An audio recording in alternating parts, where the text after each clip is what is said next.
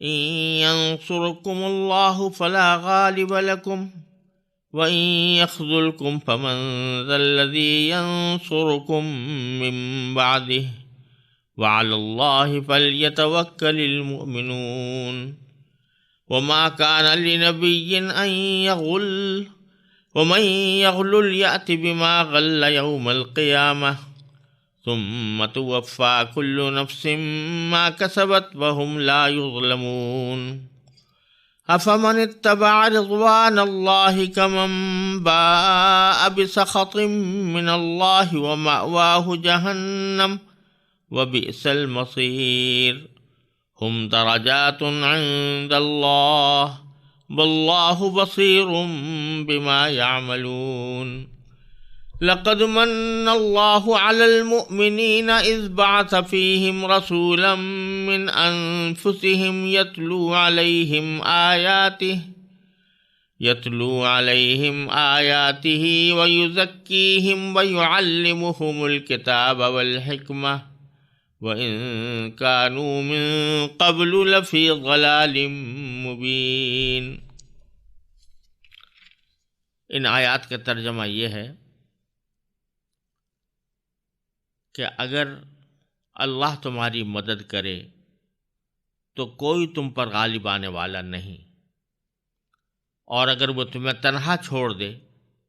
تو کون ہے جو اس کے بعد تمہاری مدد کرے؟ اور مومنوں کو چاہیے کہ وہ اللہ ہی پر بھروسہ رکھیں، اور کسی نبی سے یہ نہیں ہو سکتا کہ وہ مال غنیمت میں خیانت کرے، اور جو کوئی خیانت کرے گا وہ قیامت کے دن وہ چیز لے کر آئے گا جو اس نے خیانت کر کے لی ہوگی، پھر ہر شخص کو اس کے کیے کا پورا پورا بدلہ دیا جائے گا اور کسی پر کوئی ظلم نہیں ہوگا۔ بھلا جو شخص اللہ کی خوشنودی کا تابع ہو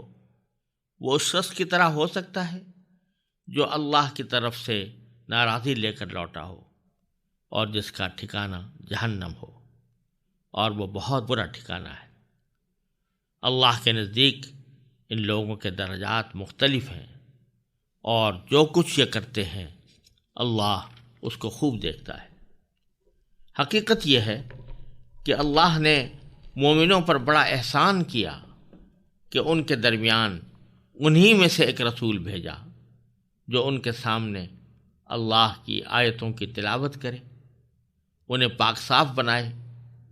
اور انہیں کتاب اور حکمت کی تعلیم دے، جبکہ یہ لوگ اس سے پہلے یقیناً کھلی گمراہی میں مبتلا تھے۔ غزوہ احد کے واقعات پر تبصرے کا سلسلہ ابھی چل رہا ہے، اور اس سے پہلے جو آیت تھی اس میں اللہ تبارک و تعالی نے مسلمانوں کو توکل کی تاکید فرمائی تھی کہ وہ اللہ پر بھروسہ رکھیں، اور یہ بھی فرمایا تھا کہ اللہ تعالی بھروسہ رکھنے والوں پر، توکل کرنے والوں پر محبت کا معاملہ فرماتا ہے۔ اسی سلسلے میں آگے اللہ تبارک و تعالیٰ پر بھروسہ کرنے کی ایک طرح سے وجہ بیان کرتے ہوئے یہ فرمایا گیا کہ ان ینصرکم اللہ، اگر اللہ تمہاری مدد کرے، فلا غالب لکم، تو کوئی تم پر غالب آنے والا نہیں، وَإِن یخذلکم، اور اگر وہ تمہیں تنہا چھوڑ دے، بے یار و مددگار چھوڑ دے، فَمَن ذَا الَّذِي يَنصُرُكُم مِّن بَعْدِهِ، تو کون ہے جو اس کے بعد تمہاری مدد کر سکے؟ یعنی جو کچھ نفع و ضرر پہنچتا ہے، کسی کو نقصان پہنچتا ہے، کسی کی مدد ہوتی ہے، وہ اللہ جل جلالہ کی مشیت کے بغیر نہیں ہو سکتی، اللہ تبارک و تعالیٰ کی توفیق کے بغیر نہیں ہو سکتی۔ لہذا ہر معاملے میں توکل کا شیوہ اختیار کرنا ہی عقل مندی کا تقاضا ہے، کیونکہ جو کچھ نفع پہنچنا ہے یا جو کچھ مدد آنی ہے وہ سب اللہ تعالیٰ کی طرف سے آئے گی۔ چنانچہ آخر میں فرمایا وعلی اللہ فلیتوکل المؤمنون، اور مومنوں کو چاہیے کہ وہ اللہ ہی پر بھروسہ رکھیں۔ پھر آگے آیت کریمہ میں فرمایا گیا کہ وما کان لنبی ان یغل، اور کسی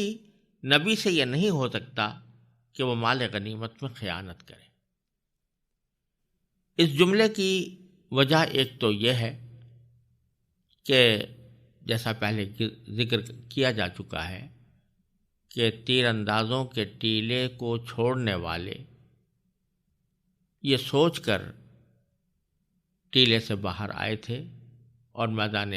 جنگ کی طرف بڑھے تھے کہ مال غنیمت لوگ جمع کر رہے ہیں تو ہم بھی جا کر مال غنیمت کے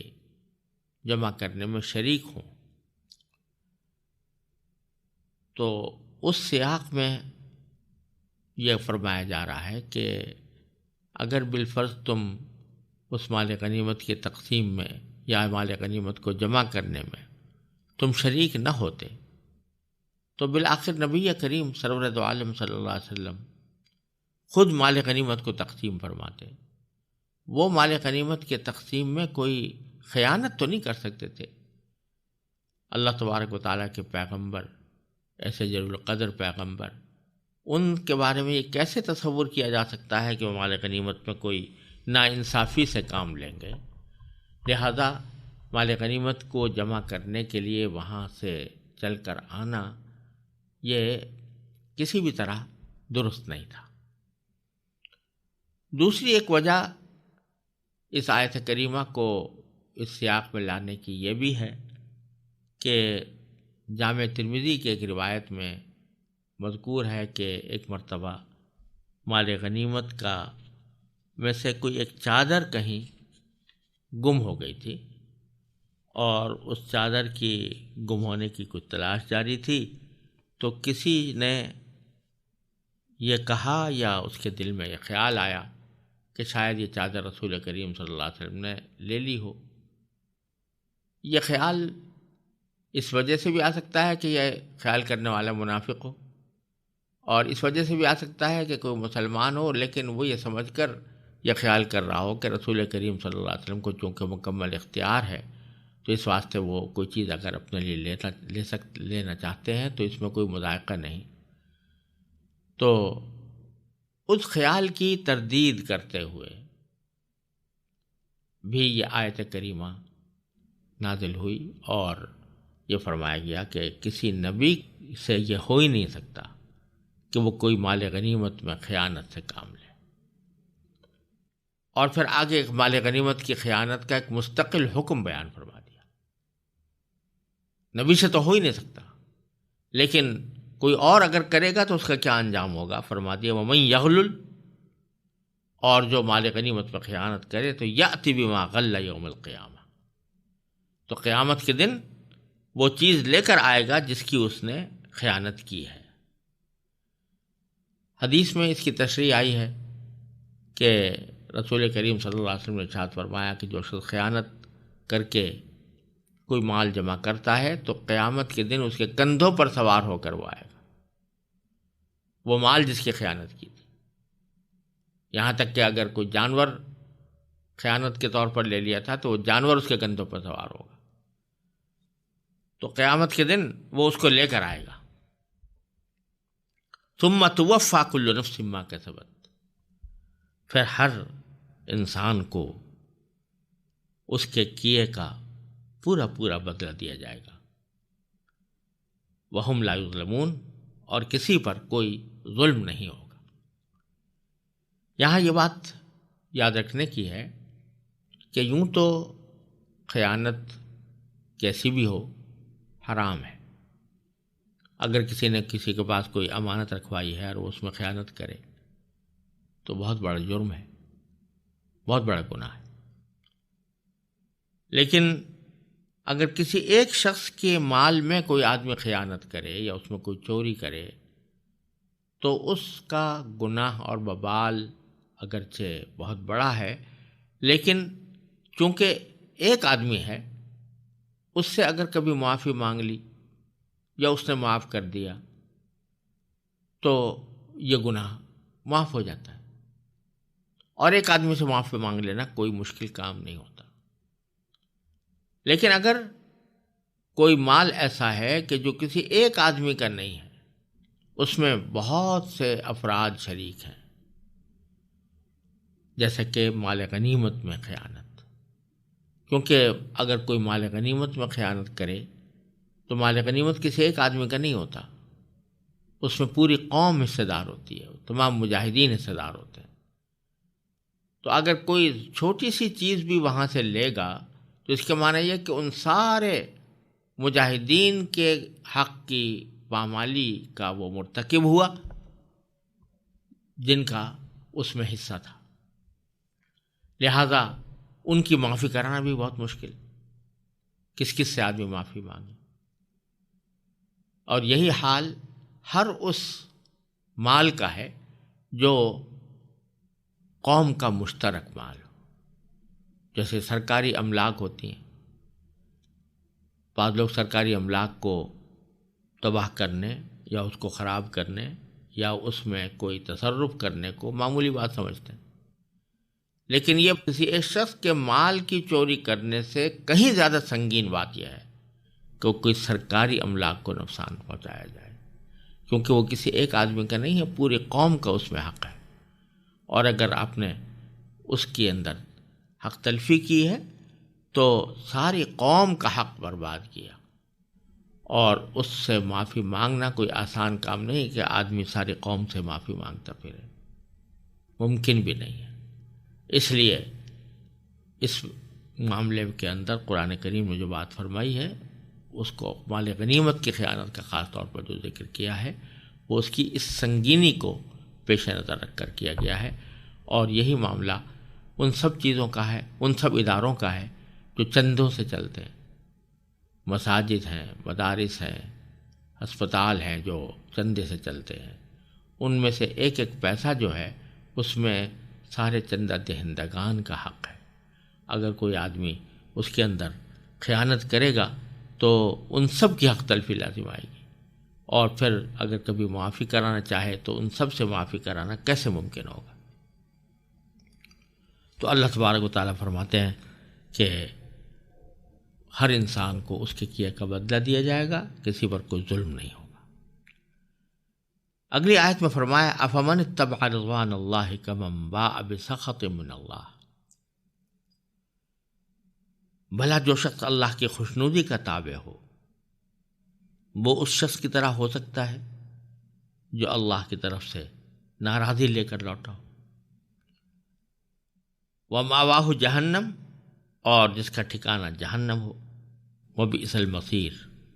اور وہ بہت برا ٹھکانہ ہے۔ یعنی دونوں کیسے برابر ہو سکتے ہیں؟ جو آدمی ایمان لایا ہو، نیک کام کرتا رہا ہو، اللہ تعالیٰ کی خوشنودی طلب کرتا رہا ہو، وہ اس جیسا کیسے ہو سکتا ہے جو غلط کام کر رہا ہے اور اللہ تعالیٰ کی ناراضی کو دعوت دے رہا ہے؟ ہم درجات عند اللہ، اللہ کے نزدیک ان کے درجات مختلف ہیں۔ واللہ بصیر بما یعملون، اور اللہ تعالیٰ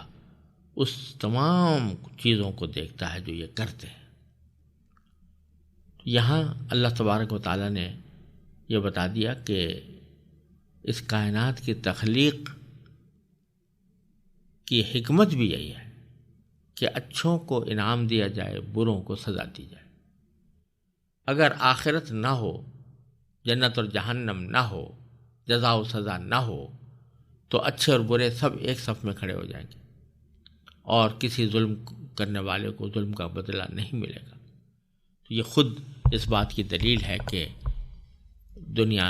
ہمیشہ کے لیے نہیں ہے، ایک وقت آئے گا جب انسان کو اس کے اعمال کا بدلہ دیا جائے گا۔ پھر چونکہ نبی کریم سرور دو عالم صلی اللہ علیہ وسلم کا مبارک ذکر آ گیا تھا، اور آپ کو یہ تعلیم بھی دی گئی تھی کہ وہ صحابہ کرام سے مشورہ کریں، تو آگے صحابہ کرام کو یہ بتایا جا رہا ہے کہ سرکار دو عالم صلی اللہ علیہ وسلم کا وجود ان کے لیے کتنا بڑا احسان اور کتنی بڑی نعمت ہے۔ بظاہر اس بات کو یہاں لانے کی وجہ یہ ہو سکتی ہے کہ جب رسول کریم صلی اللہ علیہ وسلم کو صحابہ کرام سے مشورہ لینے کا حکم دیا گیا۔ تو کسی کے دل میں یہ خیال آ سکتا تھا کہ مشورہ لینے کی ضرورت اس کو ہوتی ہے جو ادنا درجے کا ہو معاذ اللہ، اور ایسے لوگوں سے مشورہ لیا جاتا ہے جو اعلیٰ درجے کے ہوں۔ تو یہاں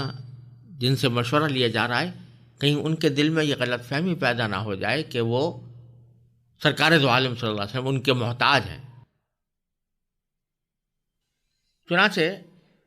اگلی آیت میں ارشاد فرمایا لقد من اللہ علی المؤمنین، حقیقت یہ ہے کہ اللہ نے مومنوں پر بڑا احسان کیا، اذ بعث فیہم رسولا، کہ ان کے درمیان انہی میں سے ایک رسول بھیجا، یتلو علیہم آیاتہ، جو ان کے سامنے اللہ کی آیتوں کی تلاوت کرے، ویزکیہم، اور انہیں پاک صاف بنائے، ویعلمہم الکتاب والحکمہ، اور انہیں کتاب اور حکمت کی تعلیم دے، وَإِن كَانُوا مِن قَبْلُ لَفِي ضَلَالٍ مُبِينٍ، جبکہ یہ لوگ اس سے پہلے یقیناً کھلی گمراہی میں مبتلا تھے۔ یہاں رسول کریم صلی اللہ علیہ وسلم کی تشریف آوری کو ایک عظیم احسان قرار دینے کے بعد آپ کے اس دنیا میں تشریف لانے کے مقاصد بھی بیان فرمائے گئے ہیں، اور یہ بیانی وہی مقاصد ہیں جو پہلے سورہ بقرہ کے اندر گزر چکے ہیں، اور ان کی تفصیل بھی وہاں پر میں عرض کر چکا ہوں، یعنی آیات قرآنی کی تلاوت، کتاب اللہ کی تعلیم، حکمت کی تعلیم، اور صحابہ کرام کو پاکیزہ بنانا، پاک صاف کرنا۔ تفصیل اس کی پہلے گزر چکی ہے، لیکن اس آیت میں دو باتیں نئی ہیں۔ ایک یہ کہ سرکار دو عالم صلی اللہ علیہ وسلم کی تشریف آوری کو احسان قرار دیا، اور احسان کے لیے فرمایا کہ مومنوں پر احسان ہے۔ یہاں مومنوں پر احسان کا ذکر خاص طور پر اس لیے فرمایا گیا کہ سرکار دو عالم صلی اللہ علیہ وسلم کی تشریف آوری سے صحیح معنی میں فائدہ اٹھانے والے وہی تھے، ورنہ آپ کی تشریف آوری احسان تو پوری کائنات پر تھا، تمام انسانیت پر تھا، کیونکہ آپ نے پوری انسانیت کو سیدھا راستہ دکھایا۔ لیکن ظاہر ہے کہ اس احسان کا فائدہ جن لوگوں نے اٹھایا وہ وہی تھے جو آپ پر ایمان لائے، اس لیے خاص طور پر مومنین کا ذکر فرمایا۔ دوسری بات جو یہاں خاص طور پر ذکر فرمائی گئی احسان کے طور پر، وہ یہ کہ رسول بھیجا ہم نے انہی میں سے بھیجا، من انفسہم۔ یہ احسان اس لیے خاص طور پر ذکر کیا جا رہا ہے کہ اگر فرض کرو کوئی پیغمبر آ جاتا فرشتہ بن کر یا کوئی جن بن کر، تو وہ انسانوں کی نفسیات اور ضروریات سے واقف نہیں ہو سکتا تھا۔ اگر فرشتہ ہوتا تو اس کو نہ بھوک لگتی ہے، نہ پیاس لگتی ہے، نہ کوئی اور خواہش پیدا ہوتی ہے، تو کہنے والے کہہ سکتے تھے بھائی یہ جو اس قسم کے پاک بازی کا مظاہرہ کر رہے ہیں، ان کو تو خواہشیں کوئی نہیں ہیں، ان کو تو حاجتیں کوئی نہیں ہیں۔ لیکن جب انسانوں میں سے بھیجا من انفسہم، تو وہ انسان ایسے کہ جن کے اندر وہ تمام بشری تقاضے موجود ہیں جو انسانوں کے اندر ہوا کرتے ہیں، بھوک بھی لگتی ہے، پیاس بھی لگتی ہے، خواہشات بھی ہوتی ہیں، لیکن آپ نے اپنے طرز عمل سے یہ بتایا کہ ان تمام خواہشات اور حاجات کے باوجود اللہ کی اطاعت کس طرح کی جاتی۔ اس لیے ان میں سے ہونا یہ ایک خاص طور پر یہ ایک مستقل احسان ہے اللہ تبارک و تعالیٰ کا کہ انہی میں سے بھیجا تاکہ وہ نمونہ بن کر دکھا دے کہ میں بھی تمہارے جیسا انسان ہوں، لیکن اللہ تبارک و تعالیٰ نے اپنے فضل و کرم سے مجھے رسول بنا کر بھیجا ہے، اور اس کے نتیجے میں جو میں اللہ تعالیٰ کی اطاعت کس طرح کرتا ہوں اس کا ایک نمونہ، بہترین نمونہ دنیا کے سامنے پیش کرتے ہیں۔